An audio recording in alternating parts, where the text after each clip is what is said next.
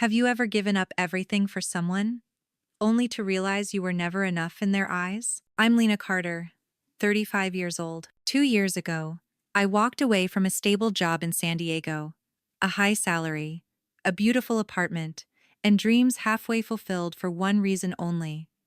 My mother needed me. After my father passed, she lived alone in a small town called Santa Rosa. Her heart grew weaker by the day, and I couldn't bear the thought of leaving her. I remember the long nights, sitting by her hospital bed, her hand cold as stone, while I whispered silent prayers. I believed that love and devotion would finally make her see me the daughter who stayed when everyone else walked away. But I was wrong. So terribly wrong. Because the very person I trusted most was the one who shattered my heart in the end. I still remember it so clearly, the summer afternoon when I was 8. Sunlight streamed through the window, catching the golden brown shimmer of my mother's hair. She sat at the old wooden table, opening a navy blue velvet box, and inside was a sapphire ring glowing like a teardrop from the sky. "This was my wedding ring," she said softly, her voice distant, almost fragile. "Your father gave it to me on our wedding day, when all we could afford was a small rented room and a bunch of wildflowers." I watched the ring sparkle in her hand, the deep blue stone gleaming as if it held an entire ocean. She slipped it onto my tiny finger. It was too loose, spinning once before resting at my knuckle. She smiled. "One day, when you grow up, if you keep your honesty and kindness, this ring will be yours," she said. "It's not just jewelry, Lena. It's a promise of love, of trust, and of how we keep our family together." Back then, I didn't understand the weight of her words. I just saw her eyes shining, and I felt warmth blooming in my chest. To me, that sapphire ring wasn't just beautiful, it was a symbol of love, a bond between mother and daughter that would never fade. Years later, after my father passed away, everything changed. The small house in Santa Rosa grew cold and quiet, filled only with the ticking clock and the faint scent of chamomile tea. My mother withdrew into herself, quieter, distant, her gaze always lost somewhere far away. I knew she was lonely, and I tried to fill that emptiness with my presence. Every morning I made her tea, cleaned the house, cooked her favorite oatmeal. After her heart surgery, I stayed by her side every hour, afraid that if I left, she might slip away. One evening, I saw her sitting in the living room, light glinting off her hand, the sapphire ring. She looked at it tenderly, then turned to me with a smile. "Lena," she whispered, "I've kept this for so many years. Maybe it's time it stays with you now." I held my breath, as if time had stopped. "Really, Mom?" She nodded. "You've given up so much for me, more than I ever asked for.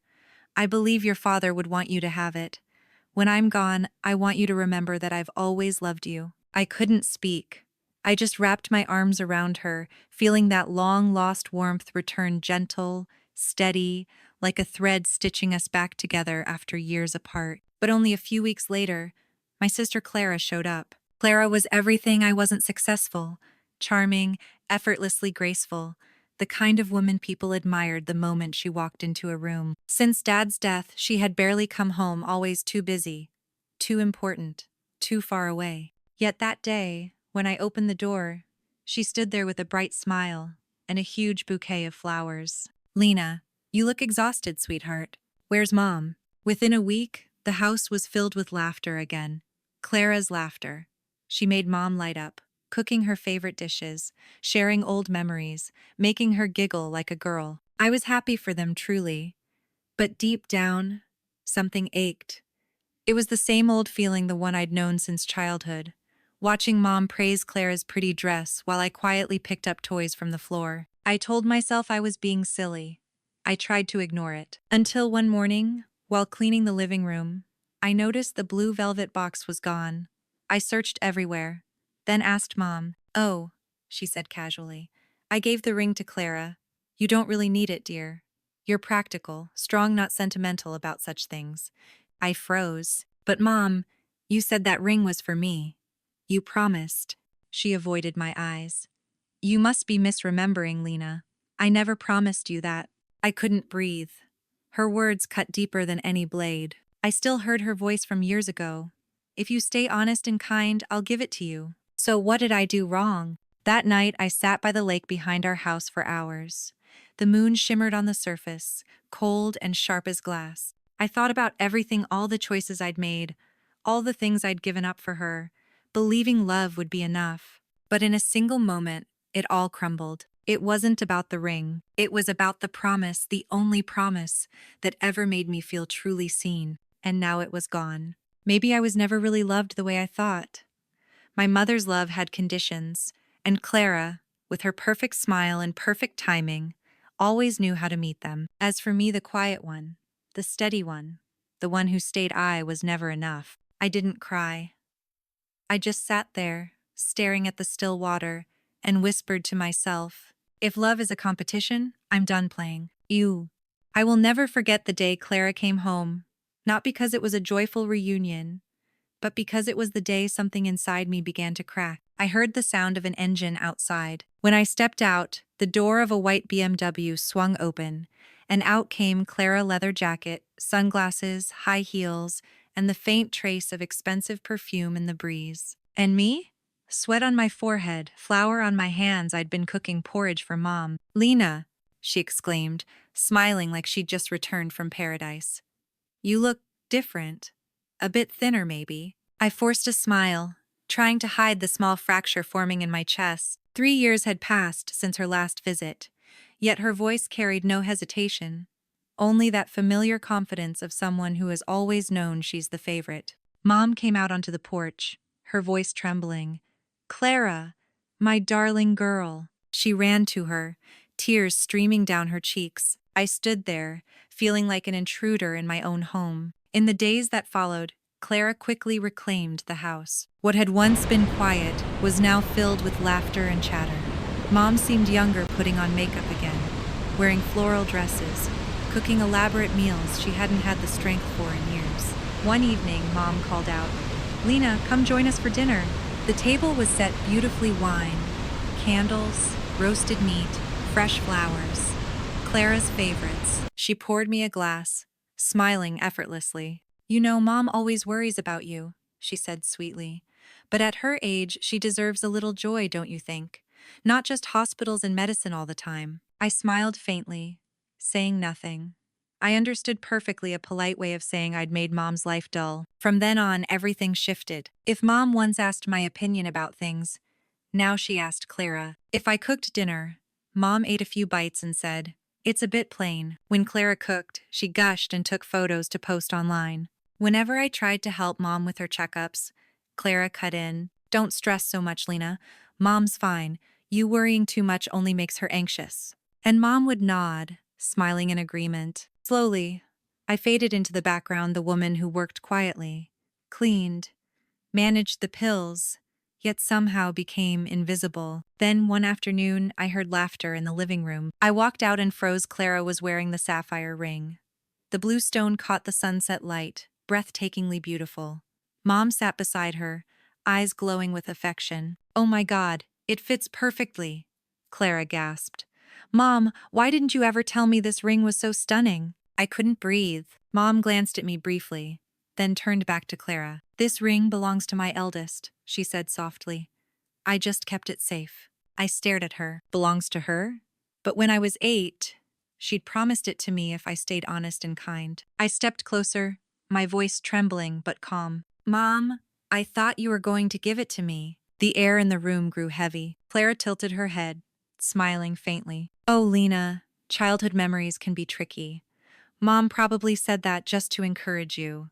Don't take everything so seriously. I looked at Mom, waiting for her to speak to defend me, but she said nothing. And that silence hurt more than any denial. From that day, the house felt different, sweet on the surface, but suffocating underneath, like perfume too strong to breathe.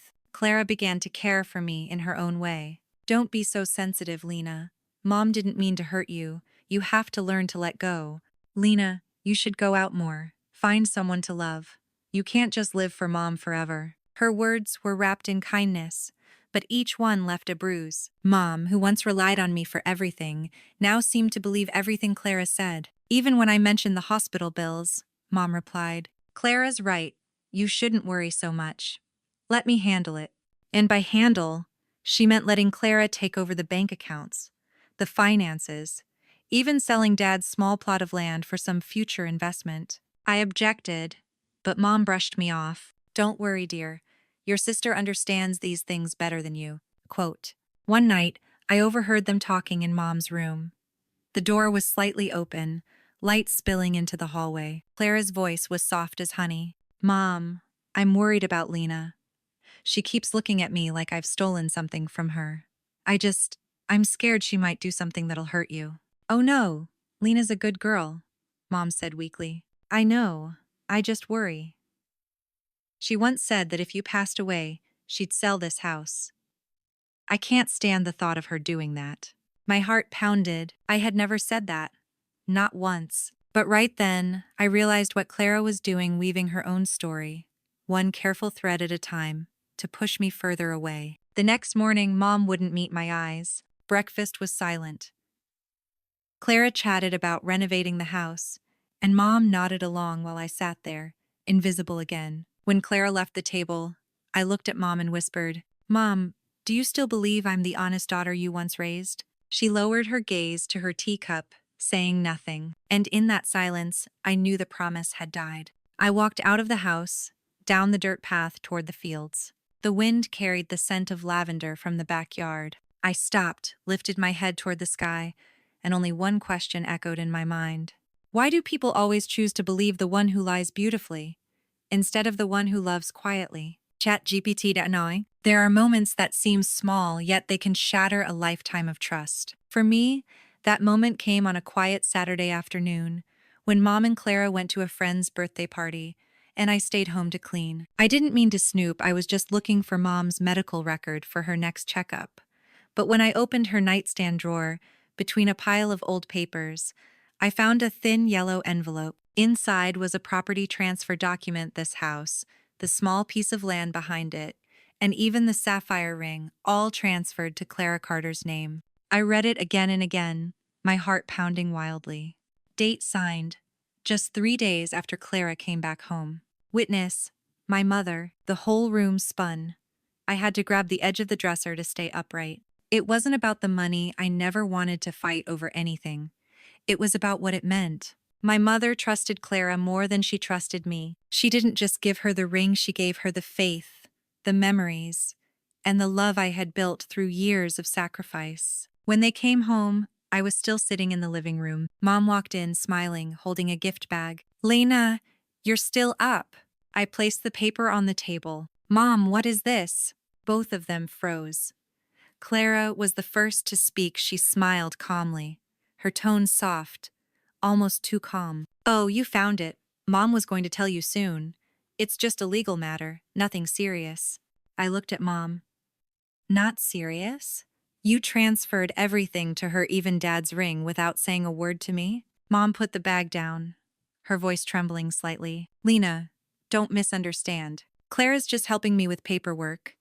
I'm getting older, and if something happens, I don't want things to be a mess. I choked back my words. Then why not trust me, Mom? I'm the one who's been here, every single day. Why not me? She avoided my eyes.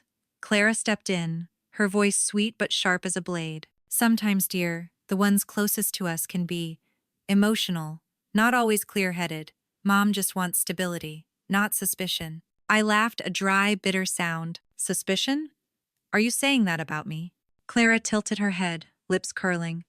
Are you saying it isn't? Mom snapped softly. Enough, don't make me tired.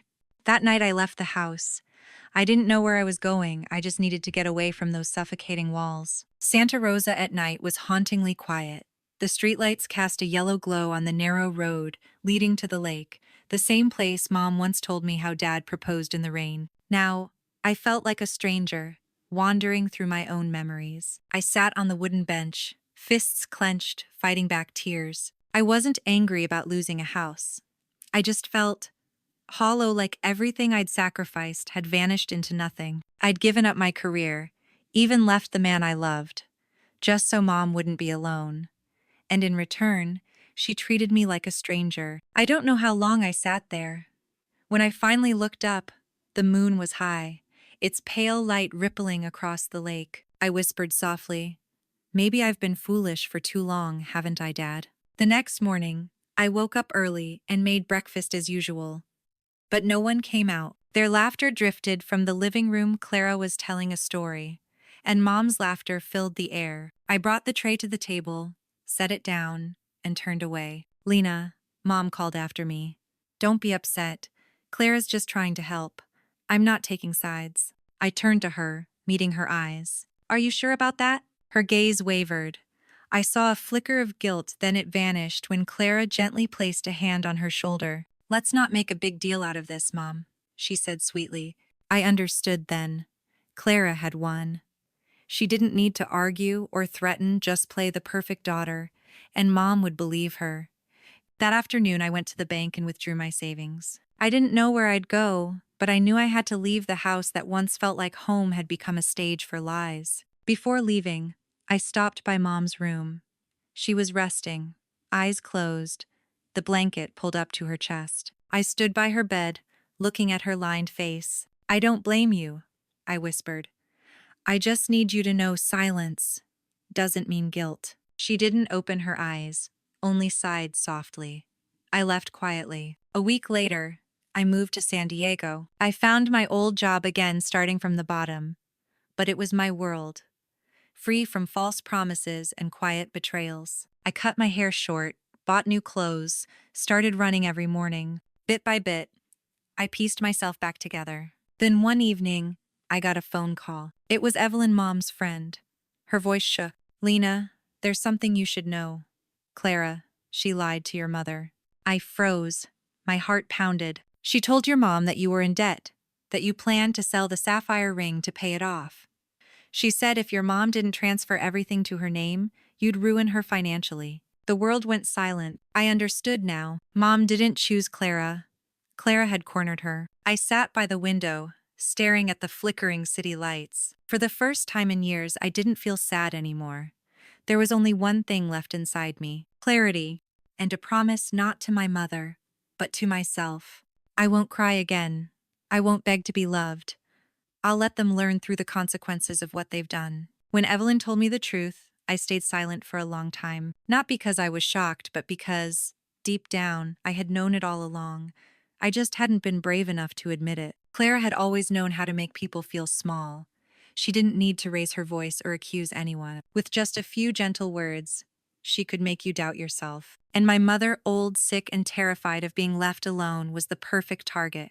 I hung up the phone and sat in my small San Diego apartment. Outside, the city glowed with life, people laughing, cars rushing by, but inside, I felt forgotten by the world. I had no tears left. I'd cried too many times in the hospital, in that damp kitchen in Santa Rosa, during those nights when Mom defended Clara and couldn't see my pain. Now, there was only emptiness, a cold silence filling every breath. For days, I didn't leave my apartment. I took time off work, ignored messages, avoided social media. I lived like a shadow, eating only when hungry, sleeping only when exhausted. Each morning, I sat before the mirror, staring at the woman reflected there: messy hair, hollow eyes, pale skin, and whispered, "Who are you?" The girl who used to smile when her mother called her my little one? The woman who believed love could heal everything? Or the fool who traded her youth for betrayal?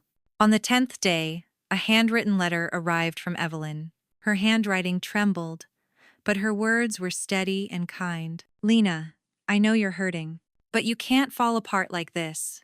If you give up now, Clara wins. But if you rise, you'll make them face the truth they tried to bury. I read it again and again. For the first time in weeks, my heart beat for something, not hate, but understanding. I wanted to know why my mother had believed those lies so easily. I needed answers, not for revenge yet, but to reclaim myself. So I started to change. Every morning, I ran along the park by the ocean, breathing in the salty air. I bought a notebook, writing down every feeling, every thought, no matter how small. I enrolled in a short psychology course, something I used to love before I gave up my job.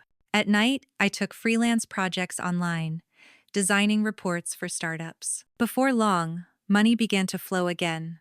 Small, steady, honest. And strangely, the busier I became, the less I hurt. The sadness didn't disappear, it stayed, like a scar. But it no longer controlled me. It simply reminded me, I had been weak once, but not forever. One afternoon, while working at a cafe near the beach, I received a text from an unknown number. Lena, your mom's in the hospital. Clara's here. She's asking for you. My hands trembled. The words cut through me like a blade. I shut my laptop, called a cab, and within 3 hours, I was back in Santa Rosa. Mom lay in the recovery room, pale and fragile. Clara sat beside her, tears streaming down her face, or at least they looked like tears. When I entered, Clara glanced up, surprised, then quickly took my hand, her voice trembling. "Thank you for coming. Mom had a heart attack. I was so scared." I said nothing. My eyes were on Mom. She opened hers, weak, but smiling. "Lena, you're here?" I nodded, holding her hand cold and frail, as if she might disappear if I let go. "I'm here, Mom. Everything's going to be okay." "Yay."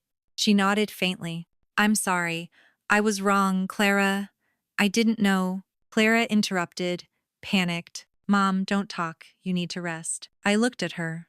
Our eyes met, and in that brief, sharp silence, I didn't see guilt. I saw fear. I knew then. The truth was starting to crack through her perfect facade. After the doctor asked us to leave, I walked down the hallway, the smell of disinfectant pulling me back to every sleepless night I'd spent caring for Mom, while Clara never even called. But now, things were different. I wasn't that obedient daughter anymore. I had risen, and I wouldn't let anyone trample my trust again. When I returned, Clara was talking to the doctor, still playing her flawless role, gentle, composed, devoted. But I saw it clearly now. When someone builds an image out of lies, one crack is all it takes for everything to collapse. I smiled faintly, stepping closer. "Clara," I said softly, "we need to talk. Just the two of us." Her eyes flickered a flash of panic, then calm. "All right." That night, I went back to the old house to collect a few things. Everything was the same, tidy, quiet, yet painfully hollow. When I opened the drawer, I found an old photo. Mom, Dad, Clara, and me, taken when I was 10. I was smiling, clutching Mom's hand. Beneath it was a half-finished letter from my father, written in his shaky handwriting. "If one day you must choose between love and gain, remember true love never needs proof." I traced the ink with trembling fingers, eyes burning. He knew, and maybe he was watching me even now. I whispered softly, "I promise, Dot. I won't let love be tainted by lies again." I stood up, taking one last look around the house. That night, I didn't just leave Santa Rosa. I left behind the version of myself that was weak, trusting, and afraid to lose. I knew the road ahead wouldn't be easy, but this time, I was walking with my eyes open, and in my heart, the fire was burning again. Not the fire of pain, but of awakening and strength. I left Santa Rosa in silence, but deep inside, a plan was already forming. Not a blind act of revenge, not a desire to hurt anyone. I just wanted the truth to be seen, no matter how painful it was. For years, I lived believing that if you love enough, people will understand. But now I know love can't survive when it's covered in lies. And sometimes, the only way to save a relationship is to make it face the truth it's been avoiding. I went back to San Diego and resumed my job. By day, I worked at the office. By night, I searched online bank accounts, transactions, contracts, even loans under my mother's name, all connected to Clara. I learned how to read legal documents, how to search public records. I wasn't doing this out of curiosity, I needed proof. And 3 weeks later, I found it. A loan agreement under Clara's name, $120,000. Purpose stated clearly. Investment in imported cosmetics. Cosigner, Marjorie Carter, my mother. I sat there, staring at the screen, my hands trembling. So, Clara hadn't just lied. She had used Mom's name to take out the loan. And while I was being blamed for being in debt, it was actually Clara drowning in it. I printed every document, along with bank-certified copies. I didn't rush. I knew if the truth was to matter, it had to be revealed at the right time, in front of the right people. A week later, I returned to Santa Rosa. Mom was recovering from her heart attack. When I walked in, she looked happy, though slightly uneasy. "Lena, you're home? Clara said you've been busy." I smiled. "Yes, but I wanted to visit you. I missed you." She smiled back, squeezing my hand gently. But in her eyes, I still saw a fog of guilt. of doubt, of something unspoken. Then Clara appeared behind her, voice soft as air. Well, you finally decided to come back. Mom's been so worried about you. I met her gaze calmly. I've been worried about Mom, too. You must have had your hands full, managing everything. Her eyes flickered just for a moment. She knew. That night, I suggested a family dinner. Clara agreed, probably hoping to look virtuous. During the meal, Mom talked about her doctor visits. Clara laughed and nodded, and I stayed quiet waiting for the right moment. When Clara poured the wine, I placed a file on the table. Clara, there's something I'd like to ask. She glanced up, smirking.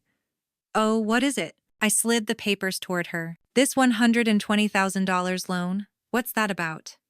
I noticed Mom's name listed as guarantor. The air went heavy. Mom froze, eyes wide. What loan, Clara? Clara's face drained of color. Where did you get that? Public records, I said softly. All I had to do was request a copy. Would you like me to read the terms aloud? Mom's voice shook. Clara, tell me this isn't true. Clara tried to laugh, her voice breaking. Mom, I just borrowed your name a little. That's all. I was going to pay it back soon. The business just ran into problems. Mom slammed her hand on the table. You used my name without asking? And you blamed Lena for having debts?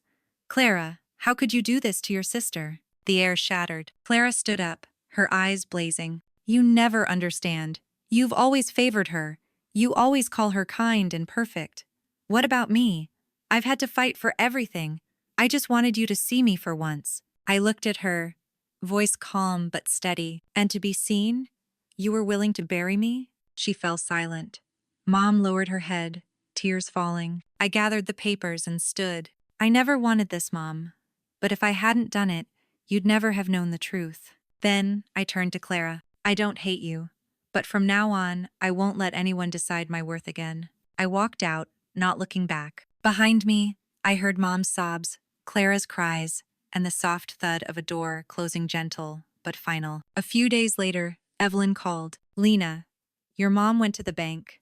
She took everything back under her control, said she doesn't want anyone managing her money anymore. I smiled, eyes stinging, not because of relief or money, but because, at last, Mom had opened her eyes. That night, I went to the beach. Waves crashed against the shore as moonlight shimmered like broken glass on the water. I tossed a small piece of paper, a copy of the loan agreement, into the sea. It slowly dissolved, carried away by the tide, like the past being washed clean. I whispered to the wind, not every revenge needs fire or tears. Sometimes, justice is simply when the truth is seen. I closed my eyes, feeling a peace I hadn't known in years. I didn't need to defeat anyone. I just needed to overcome my own fear. A week later, Mom called. Lena, would you come home for dinner? Her voice was weak but warm. I smiled. I'll come, Mom. I knew things between us would never be the same, but this time they would be built on truth and respect, not empty promises. I packed my laptop, turned off the lights, and looked toward the ocean. A chapter of my life had finally closed, and somewhere in the breeze, I could almost feel my father's smile, gentle, proud, and at peace. Time passed faster than I thought. 3 months after the truth came to light, Santa Rosa finally felt calm again. The wounds were still there, but at least they were healing, little by little. My mother called me more often now. Her tone was softer, no more commands, no more, you should do this, or you should do that. Instead, she'd ask, have you eaten? Is work going well? Simple questions, but I knew that was her way of learning how to be a mother again, after years of placing her trust in the wrong person. When I returned to Santa Rosa once more, the old house was the same, but the air felt different. Mom stood by the door, thinner, her hair more silver, but in her eyes I saw something I'd never seen before, real remorse. She hugged me and whispered, Lena, I'm sorry. Not just for trusting the wrong person, but for letting you carry the weight alone for so long. I held her shoulders gently and replied, I forgive you, Mom, but I don't forget, because that's what made me stronger. She nodded, tears falling on my shoulder. And for the first time, it felt like we were speaking as two real people, no one above, no one below. Clara no longer lived with Mom. After everything, she moved to another city. I heard her business failed and the debt remained, but I didn't feel satisfaction. I only hoped she'd learn what took me half a lifetime to understand. No one wins when a family becomes a battlefield. Quote, we still kept in touch, barely a birthday message, a quick check-in when she got sick. Not because I wanted to rebuild anything, but because I refused to let hatred define who I was. Forgiveness isn't weakness sometimes. It's the only way to free yourself from the shadows of the past. One autumn evening, I sat on the porch watching the sunset behind the orange trees. Mom brought out 2 cups of mint tea. Do you ever wonder, she asked softly, if you hadn't found those papers that day, would things have been different? I smiled. I don't think so, Mom. Sometimes cracks have to appear for the light to get in. She chuckled quietly.